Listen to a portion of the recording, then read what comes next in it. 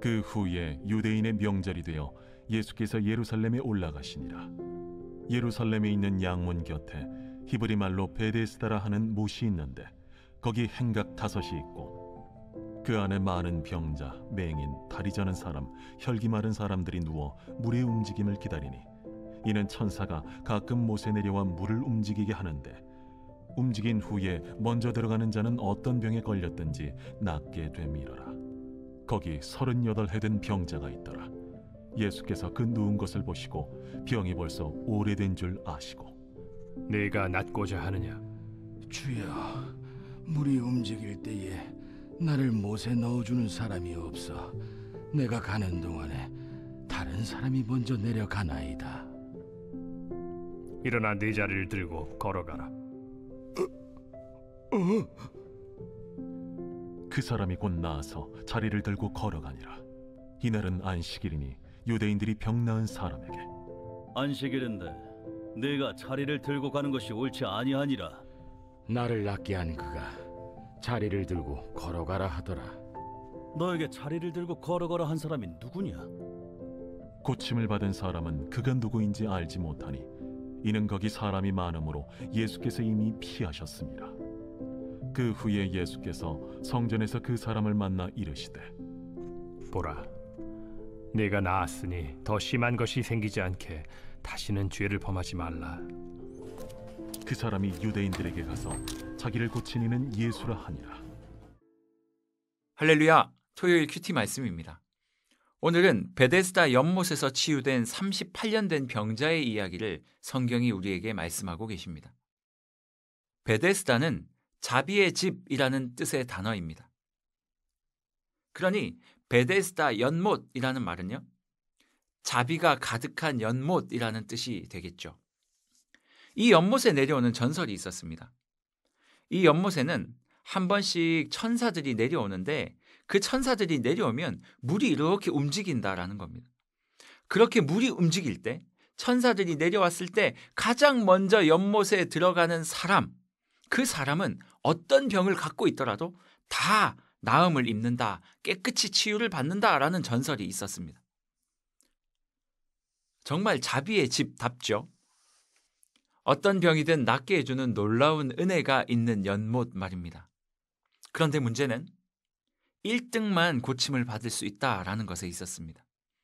여러분 생각해 보십시오. 물에 먼저 들어가려면 비교적 건강해야 하지 않겠습니까? 걸을 수 없는 자, 움직일 수 없는 자들이 어떻게 거기에 빨리 뛰어들어가 1등을 할 수 있겠습니까?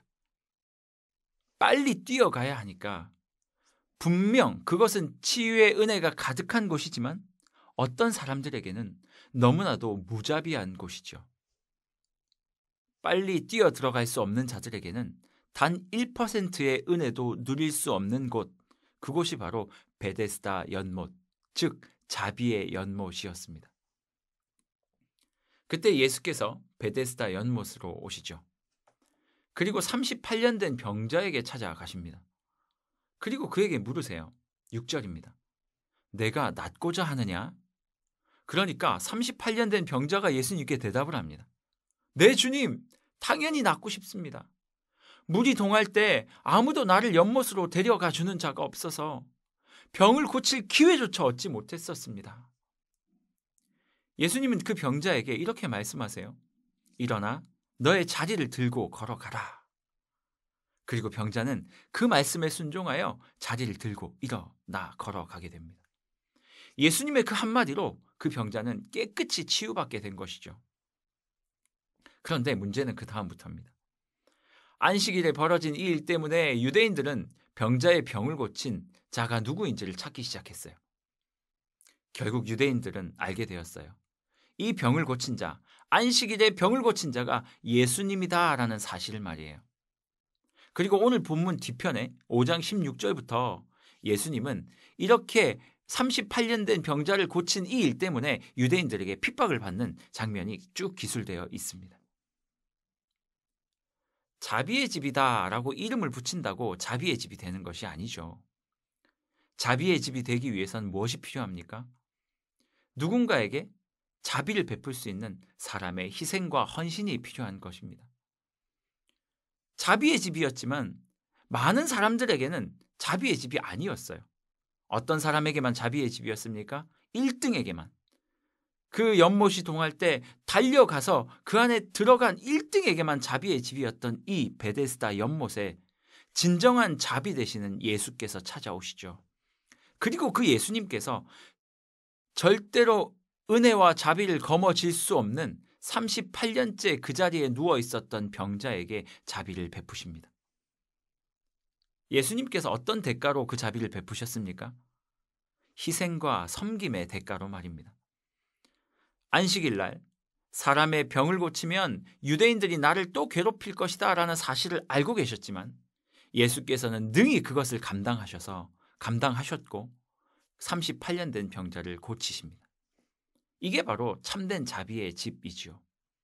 사랑하는 여러분, 비록 어려워질 수도 있지만 그럼에도 불구하고 누군가를 돕고 섬기는 삶을 통해 진정한 자비의 집이 완성되는 것입니다. 예수님께서 우리에게 보여주신 모범이기도 했고요. 하나님께서 우리에게 오늘이라는 선물을 주신 이유도 바로 이것 때문이 아닐까 생각해 봅니다. 하나님은 작은 예수된 우리가 세상의 곳곳을 다니며 살아가는 그 곳곳이 하나님의 자비의 집이 되기를 원하신다라는 것입니다.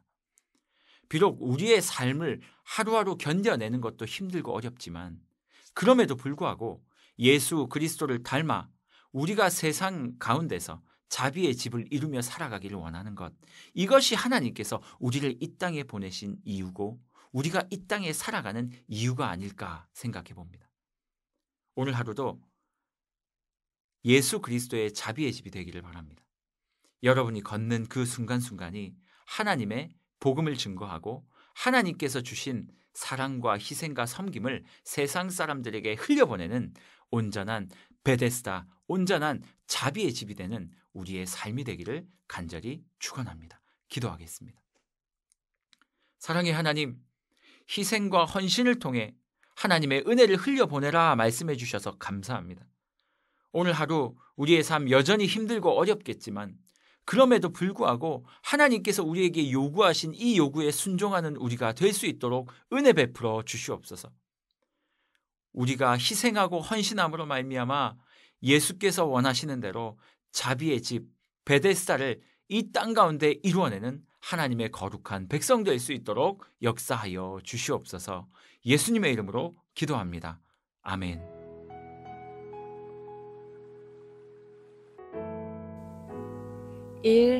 오심 기도.